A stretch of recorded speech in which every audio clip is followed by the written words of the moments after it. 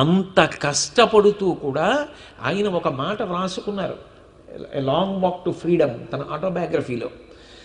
నా చిన్నతనంలో నా స్నేహితులందరం కలిసి ఒక ఆట ఆడుకునేవాళ్ళం. ఏమిటి ఆట అంటే, ఒక గాడిదని తీసుకొచ్చి ఒకరి తర్వాత ఒకరం ఆ గాడిద మీద ఎక్కేవాళ్ళం. ఆ గాడిద మీద ఎక్కితే ఆ గాడిద కాసేపు అలా తిరిగి వచ్చేది. మేము దిగిపోయిన తర్వాత ఏదో ఇంకో స్నేహితుడు ఎక్కి తిరిగి వస్తుండేవాడు. అలా ఓ 10 మంది స్నేహితులు గాడిద మీద తిరిగి వచ్చారు. ఆ తర్వాత నేను ఎక్కాను ఆ గాడిద మీద. ఆ గాడిద ఒకవేళ నన్ను ఎక్కించుకోకూడదు అనుకుంటే అక్కడే అది నన్ను చిందులేసి కింద పడేయచ్చు. కానీ ఆ గాడిద నన్ను అలా పడేయలేదు. అది పరిగెత్తుకుంటూ అప్పటి వరకు మామూలుగా ఉన్న గాడిద నేను ఎక్కగానే ముళ్ళ పదంలోకి వెళ్ళి నా ఒళ్ళంతా ముళ్ళు బాగా గీరుకుపోయేటట్టుగా డొంకల్లో తిరిగి నన్ను ఆ ముళ్ళల్లో పారేసి వెళ్ళిపోయింది. నా స్నేహితులందరూ నవ్వారు. నేను ఆ ముళ్ళల్లో పడిపోయి ఒళ్ళంతా ముళ్ళు గుచ్చుకొని ఉండగా ఒక మాట అనుకున్నాను, మనకి ఇష్టం లేకపోతే అవతల వారితో విభేదించవచ్చు, కానీ చాలా దారుణంగా అవతల వారిని అవమానించవలసిన అవసరం మాత్రం ఉండక్కర్లేదని నా జీవితంలో మొదట నేర్చుకున్నాను. అందుకే నా జీవితంలో ఆఫ్రికాకి స్వాతంత్రం తేవడంలో ఎంత పోరాటం చేసినా, ఎంతమందితో విభేదించినా అవతల వారు బాధపడే రీతిలో అవమానించి మాత్రం నేను ప్రవర్తించలేదు, మాట్లాడలేదు. ఒక గాడిద చేసిన పని నుంచి నేను నేర్చుకున్న పాఠం అని రాసుకున్నారు నెల్సన్ మండేలా. అది ఓర్పు అంటే, అది సహనం అంటే. మహానుభావుడు ఎంత కష్టపడ్డాడు. ఆయన జీవితం చదువుతుంటే, ఆ లాంగ్ వాక్ టు ఫ్రీడమ్ చదువుతుంటే, రామాయణం చదివితే కళ్ళు ఎలా చెమ్మగిల్లుతాయో అలా కళ్ళు చెమ్మగిల్లుతాయి. ఆఖరి నిమిషంలో అనుమతి ఇచ్చేవారు భార్యకి. ఎట్టి పరిస్థితుల్లో ఆవిడ వెళ్ళలేదు ఇంకా రాబిన్ ఐలాండ్కి.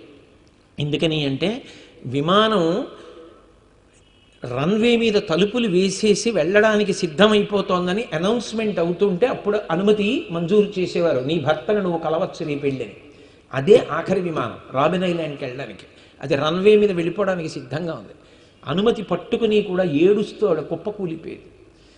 కొన్ని నెలల తర్వాత 15 నిమిషాలు నెల్సన్ మండేలాని కలవడానికి అనుమతినిచ్చారు.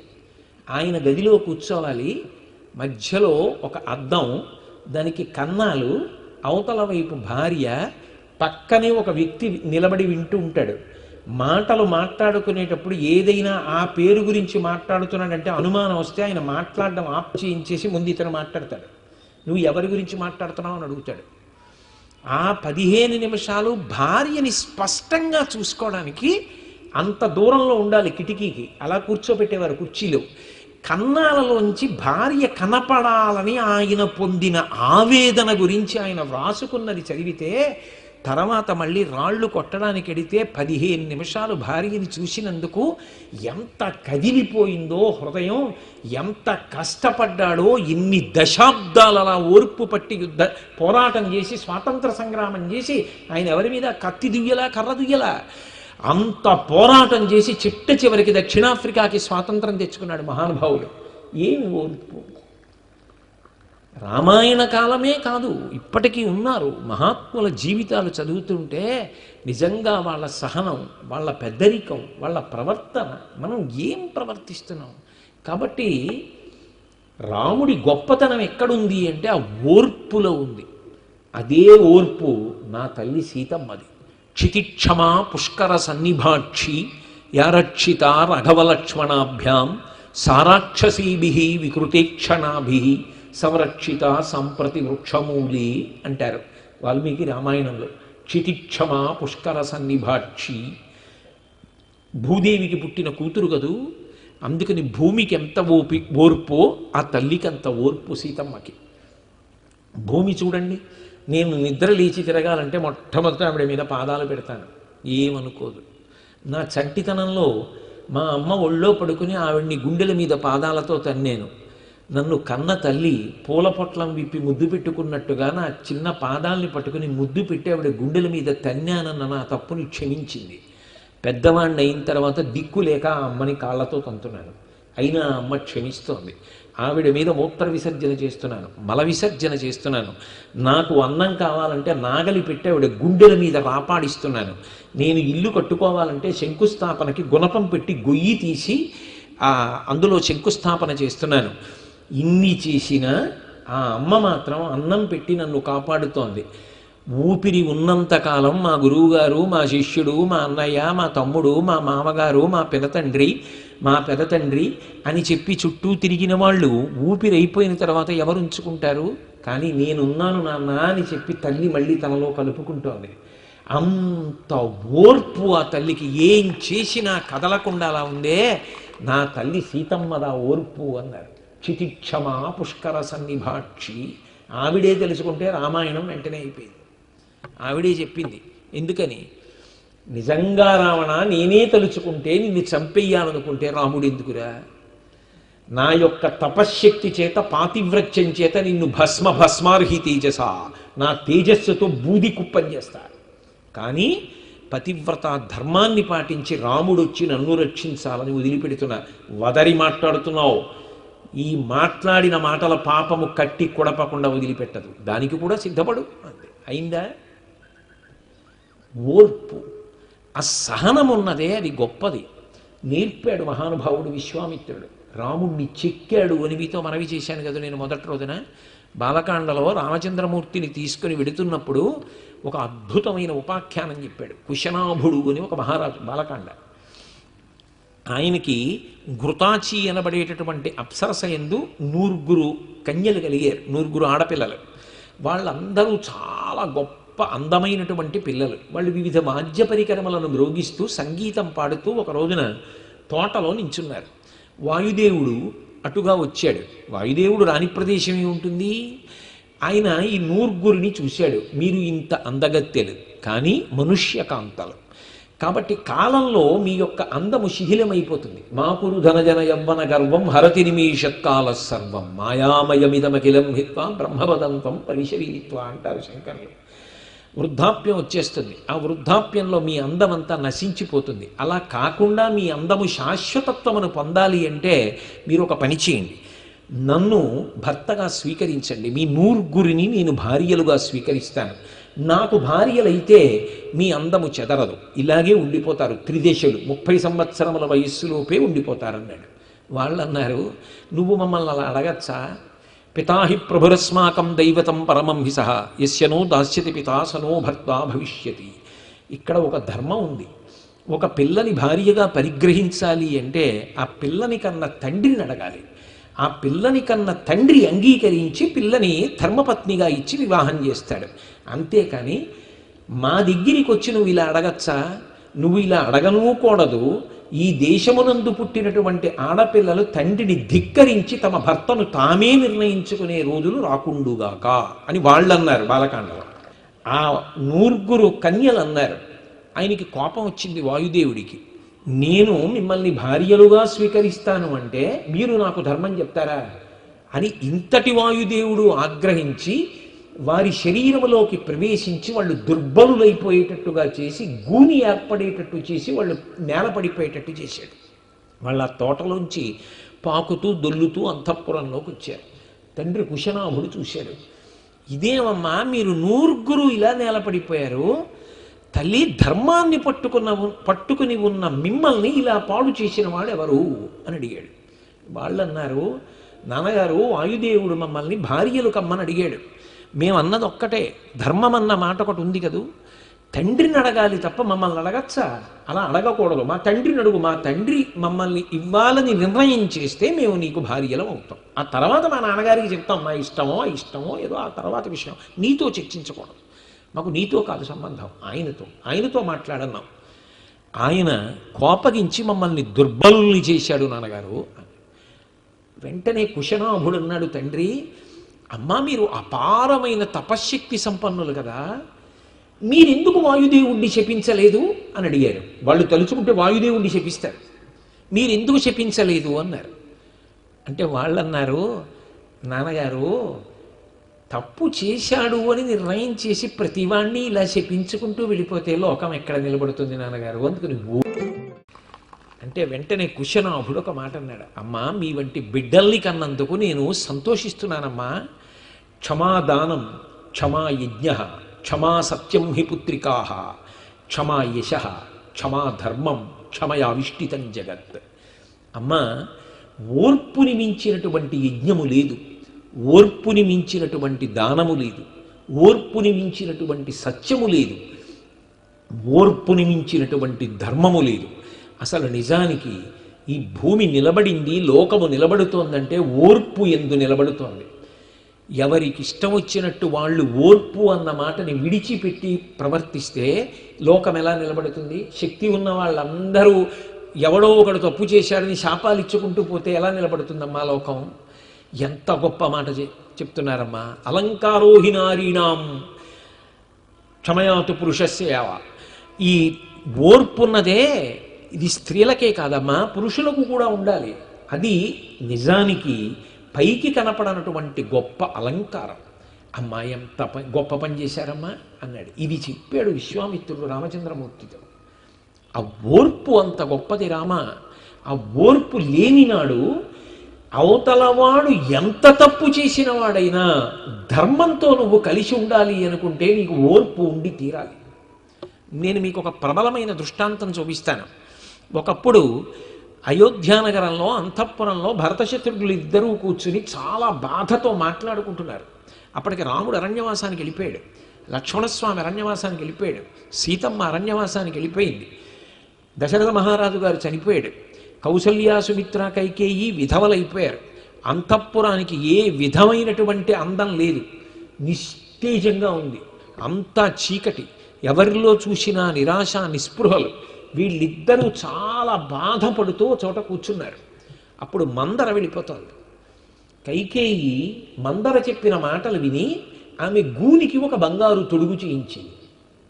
ఆ బంగారు తొడుగు గూనికి పెట్టుకుని ఒళ్ళంతా ఆభరణాలు పెట్టుకుని ఆమె అలా వెళ్ళిపోతుంది.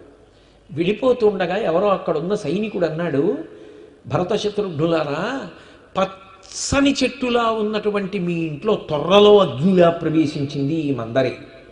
అక్కరలేని మాటలన్నీ మీ అమ్మకి నూరిపోసింది కైకమ్మకి. దాని వలన కైకమ్మ రాత్రికి రాత్రి 2 వరాలు అడిగింది. నవపంచచ వర్షాణి దండకారణ్యమాశ్రిత చీరాజన జటాధారీ రామో భవతు తాపస అభిషేక సమారంభో రాఘవస్యోపకల్ప్యతాం అనేనైవే అదే ముహూర్తానికి భరతో మిభిషిచ్యతాం అని. ఆ కారణం చేత మీ ఇల్లంతా ఇలా అయిపోయింది, సుఖశాంతులు లేవు, దశరథుడు మరణించాడు. దీనికి అంతటికీ కారణం ఈ మందరే. ఈ మందరకి మీ అమ్మ ఇన్ని ఆభరణాలు చేయించింది, ఇన్ని వేసుకుని కోతి బంగారు జాలు పెట్టుకున్నట్టుగా పెట్టుకుని నడుస్తోంది చూడండి అన్నాడు. అనేటప్పటికీ ఎక్కళ్ళేని కోపం వచ్చింది శత్రుఘ్నుడికి. వరలోంచి కత్తి తీసి అసలు దీన్ని చంపేయాలని వెళ్ళి పట్టుకుని దాన్ని చంపేపోయాడు. కైకమ్మ అడ్డొచ్చింది, ఆగల. చుట్టూ ఉన్న అంతఃపుర స్త్రీలు అడ్డుపడ్డారు, ఆగల. ఇక మందరని చంపేయడానికి ఉద్యుక్తుడవుతుండగా భరతుడు వచ్చి ఒక మాట అన్నాడు, ఇమామపి హతాం కుబ్జాం యది జానాతి రాఘవ త్వాం చ మాం చైవ నాభిభాషిష్యతే ధ్రువం అన్నాడు. శత్రుఘ్నుడా, ఈ మందర కదా తప్పు చేసిందని చంపేస్తానంటున్నావు, ఈ విషయం రాముడికి తెలియదా? కైకమ్మకి మందర చెప్తేనే ఈ ఉపద్రవం వచ్చిందని తెలియదా? మరి రాముడు చంపలేదుగా. లక్ష్మణుడికి తెలియదా? మరి లక్ష్మణుడు చంపలేదుగా. వాళ్ళిద్దరూ చంపలేదు అంటే ఓర్పు పట్టారుగా. ఏ కారణానికో ఈమెని చంపకుండా వాళ్ళు వదిలిపెట్టారుగా. నీకు రాముడు కావాలా, మందరని చంపడం కావాలా? మందరని చంపేయడం తేలికే, చంపి రాముడి దగ్గరికి వెళ్ళిన తర్వాత నేనే చంపలేదని నువ్వెందుకు చంపావు? నేను చెయ్యని పని నువ్వు చేసి వచ్చావు అంటే నాకు చేత కాదు నీకు చేతనైనా. నేను ఆమెని క్షమించి వదిలిపెట్టాను, నువ్వెందుకు క్షమించి వదిలిపెట్టలేదు? నీ ముఖం నాకు చూపించవద్దు, నీతో మాట్లాడను అంటే మనం బ్రతకగలమా? రాముడితో కలిసి ఉండడం కావాలా, మందరిని చంపడం కావాలా అన్నాడు. కత్తి తీసి వరలో పెట్టి మందరిని వదిలిపెట్టి వచ్చేసాడు. ధర్మాన్ని పట్టుకోవడానికి ఎంత ఓర్పు ఉండాలో చూడండి. రాముడు చంపనిది, రాముడు ఎవరి జోలికి వెళ్ళలేదో వాళ్ళ జోలికి మనం ఎందుకు వెళ్ళాలని శక్తి ఉండి శత్రుఘ్నుడు వదిలిపెట్టాడు అంతే. సహనం, ఆ ఒరిపిడిని తట్టుకోవడానికి మనసులో ఆ ఓర్పు లేనినాడు ధర్మాన్ని పట్టుకోలేరు. ఆ ఓర్పు కోల్పోతే ధర్మం అనేటటువంటి హద్దు దాటిపోవడం చాలా తేలిక. అది దాటిపోగానే ఒక్కసారి అడుగు అటు పెట్టేసిన తర్వాత ఇక ఆ తర్వాత ఎవడు ఏం చేస్తాడో మనం చెప్పలేం. ఒకసారి అధర్మపు ఉచ్చులోకి వెళ్ళిపోయిన తర్వాత ఇక తాను రావణుడైపోయినట్టే. ఇక అది జారుడు బల్ల, దాని మించి కిందకి వెళ్ళిపోతాడు. ఎందుకో తెలుసా? ఒక్కసారి అధర్మం జోలికి వెళ్ళాడనుకోండి, దాని దగ్గర ఎప్పుడు ఆకర్షించడానికి రెండు ఉచ్చులు సిద్ధంగా ఉంటాయి, కామక్రోధములు. ఒకటి కోరిక, అది ధర్మమా అధర్మమా వదిలేయండి, లోపల కోరిక పెరుగుతూ ఉంటుంది. దానికి పక్కన చెల్లెలు క్రోధము, ఓ కోరిక, అది తీరలేదు, కోపం, ఎవరినో పెట్టుకోవాలి లక్ష్యంగా, నా కోరిక తీరకపోవడానికి వీడే కారణం, కాబట్టి వాడిని పగ సాధించాలి. నేనేదో అవుదాం అనుకున్నాను, వాడి వల్ల అవ్వలేదు, కాబట్టి నేను అవ్వకపోతే పోయాను, వాడు అవ్వకుండా పోవాలి. క్రోధం. కామమునకు చెల్లెలు ఎవరంటే క్రోధం. అందుకే క్రోధానికి మళ్ళీ ఇద్దరు బిడ్డలు, వాళ్ళు పట్టుకుంటారు. ఎవరంటే ఒకటి అసూయ, ఒకటి అమర్షము. అసూయ ఏం చేస్తుందంటే అవతలవాడిలో ఉన్న మంచి గుణాలన్నీ చెడ్డ గుణాలుగా చెప్పిస్తుంది. అలాగే అవతలవాడు నశించిపోవాలి అనేటటువంటి కోరిక మనసులో బయలుదేరి ప్రణాళికా నిర్మాణము, తత్సంబంధమైన కర్మాచరణము చేయిస్తుంది అమర్షము. ఈ ఉచ్చులో పడతాడు అధర్మం. అందుకే మారి మారి మారి మారి పాడు చేస్తాయి కామక్రోధములు. ఒకటి పట్టింది అంటే రెండోది పట్టేస్తాయి. ఇక రెండిటి మధ్యలో పడిపోయాడు అనుకోండి, ఇక మళ్ళీ దాటి ఈ గీత మించి ఈ గీతలోకి, ధర్మంలోకి రావడం అంత తేలిక విషయం కాదు. అందుకే అధర్మం వైపుకి వెళ్ళిపోకుండా మనసుని నిగ్రహించాలి అంటే అంత ఓర్పు ఉండాలి ధర్మానికి. అందుకే రాముడు అంత ఓర్పు పట్టాడు, సీతమ్మ అంత ఓర్పు పట్టింది, భరత శత్రుఘ్నులు లక్ష్మణుడు అంత ఓర్పు పట్టాడు, మహానుభావులంత ఓర్పు పట్టారు. ఆ ఓర్పు లేకపోతే అధర్మానికి వెళ్ళిపోవడం చాలా తేలిక. పడి లేచి తట్టుకుని నిలబడగలిగినటువంటి శక్తి ఎవరో మహాపురుషులకు అబ్బుతుంది. అటువంటి వాళ్ళు ఉన్నారు రామాయణంలో. అది విచిత్రం. ఈ గీత దాటి అనుకోకుండా కాలటు పడింది, అనుకోకుండా ఒక్కసారి పడింది కాలు. ఆయనేం చెడ్డవాడనడానికి వీల్లేదు. అటువంటి వాడు ఒక్కసారి గీత దాటి కాలటెట్టాడు. ఆయన ఊంచుకోవడానికి ఎన్ని తంటాలు పడ్డాడో. ఆయనే రాముడి గురువు అయ్యాడు, విశ్వామిత్రుడు. ఆయన కథ శతానందుల వారు చెప్తారు బాలకాండలో. ఆయన ఒక మహారాజు, యథార్థానికి పరమధార్మికంగా పరిపాలించాడు విశ్వామిత్రుడు రాజ్యాన్ని. ఒకనాడు తన సైన్యం అంతటితో కలిసి వశిష్ఠ మహర్షి ఉన్న ఆశ్రమం దగ్గరికి వెళ్ళాడు.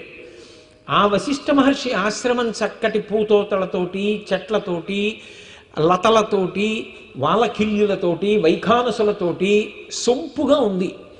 అసలు విశ్వామిత్రుడు వెళ్ళింది ఎందుకంటే వశిష్ఠుడికి పూజించి నమస్కరిద్దామని వెళ్ళాడు, అంతే తప్ప పాప ఆయన మనసులో ఏ విధమైనటువంటి అధర్మమునందు అనురక్తి లేదు.